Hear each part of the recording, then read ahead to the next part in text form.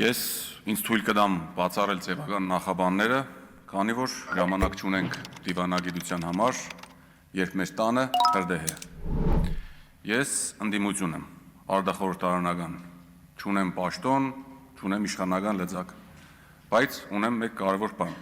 որ այս պահին շատ ավելի կարևոր է, քան այդ պաշտոնն ու իշխանությունը։ Դա ճշմարտությունն ասելու պարտավորությունն է։ Իսկ այդ ճշմարտությունը կայանում է հետևյալում. այնինչ այսօր կատարվում է, այլևս չի տեղավորվում քաղաքական բանավեճի կամ ինչ-որ դիսկուրսի մեջ։ Սա համակարգված ճնշում է, ուղղված հայ առաքելական Սուրբ եկեղեցու դեմ։ Փոքրիկ խմբակը այն անվանում է բարեփոխում, հաշվետվողականություն, անհրաժեշտ քայլ, մաքրագրում, բայց անձամբ ես ու վստահ եմ հայ ժողովուրդն ու այս դահլիճում գտնվող ներկաները այդ մտքի հետ միանշանակ համաձայն չեն։ Սա քաղաքական հաշվեհարդար է ու ուղղված է այն կառույցի դեմ, որը հրաժարվում է ծնկի գալ։ Ու սա իրավական փաստ է, սա կարծիք չէ։ Մեր երկրի ցանկացած փաստաբան, իրավագետ պարտավոր է հիշել մեր սահմանադրության մասին, կրոնի ազատության մասին, խղճի ազատության մասին, մարդու իրավունքների եվրոպական դատարանի որոշումների ու վճիռների մասին։ Հայաստանը Եվրոպայի խորհրդի անդամ է, ստորագրել ու վավերացրել այդ կոնվենցիան, բայց մենք, օրվա իշխանությունները, այսինքն, մոռանում են, որ ստանձնել են պարտավորություններ։ Ես պատահականորեն չասեցի մենք, օրվա իշխանությունները, քանի որ ներկա պահին ցավոք սրտի մեր իշխանությունը ներկայացնում է Հայաստանի Հանրապետությունը, ու այդ ամենը ներկայացնում է շատ վատ ձևով։ Մարդու իրավունքների եվրոպական դատարանը իր բազմաթիվ վճիռներով հստակ ամրագրել է, որ պետությունը չի կարող ընտրել հարմար հոգևոր առաջնորդ։ Պետությունը չի կարող միջամտել եկեղեցու ներքին կառավարմանը։ Պետությունը չի կարող կրոնական կազմակերպությանը ենթարկել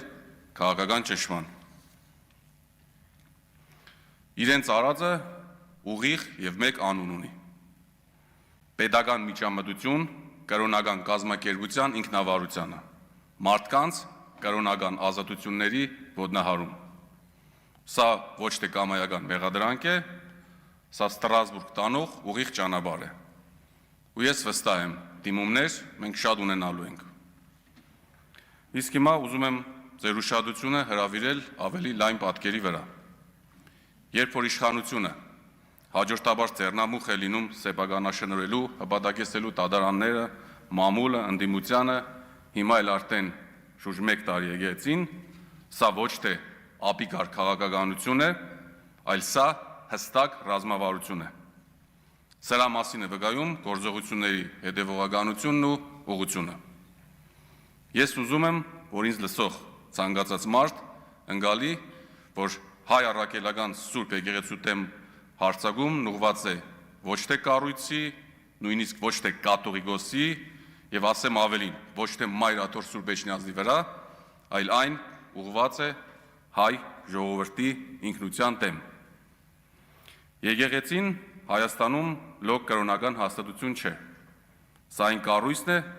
որը պահեց մեր լեզուն, երբ պետություն չկար, պահեց մշակույթը, եւ ժողովուրդը ծրված էր աշխարհով մեկ։ Ու ասեմ, ով հարվածում է դրան, հարվածում է հայի ինքնագիտակցությանը։ Իշխանությունը այսօր կարող է կամ միգուցե փորձում է լրացնել լրատվամիջոցներին։ Կարող է կամ միգուցե փորձում է ճնշել ընդդիմությանը։ Կարող է սպառնալ պետծառայողներին կամ ինչու ոչ փոխարինել դատավորներին։ Բայց Նիկոլ Փաշինյանը իր փոքրիկ խմբակի հետ մոռացել է, որ հավատքը ռեեստրում չի գրանցում։ Հավատքին վարչական ռեսուրսի ձեռքերը չեն կարող հասնել։ Եկեղեցին ընդդիմություն չէ, որ կարողանան լրացնել, ոչ էլ կուսակցություն է, որպեսզի լուծարեն։ Եկեղեցին ժողովուրդն է, մենք ենք։ Եվ երբ իշխանական ռազմավարությունը մի կողմից, ժողովրդի դիմադրությունը մյուս կողմից ուղղակիորեն հագադիր բևեր են կազմել, այս պայքարն աշտեն ոչ թե քաղաքական է, այլ պատմական է, որտեղ իհարկե հաղթողը միշտ եղել են ու լինելու է հայոց եկեղեցին ու հայոց ազգը։ Այսօր ես իմ երկրի համար միայն մեկ բան եմ ուզում, որ հայկական պետությունն ու հայ եկեղեցին կողք կողքի կանգնեն,